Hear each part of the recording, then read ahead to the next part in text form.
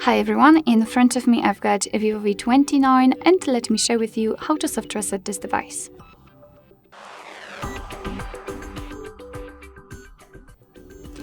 So the soft reset or force restart operation will be useful if for some reason your device stopped working properly and it does not respond to your touches. So the soft reset should restart the system, and after turning it on, the device should work perfectly fine. So let's try to do it.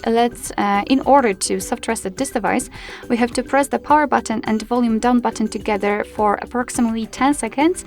So just like by taking the screenshot, the same combination of keys, and wait until we will see the black screen and the developer's logo.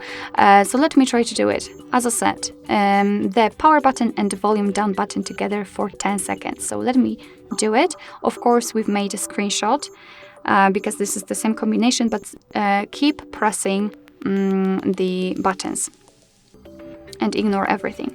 As you can see, we've got the black screen. I felt the vibration. We've got the developer's logo, which simply means that in a second our device will be restarted, and after that it should work perfectly fine again. Alright, so that will be all. Thank you so much for watching. I hope that this video was helpful, and if it was, please hit the subscribe button and leave the thumbs up.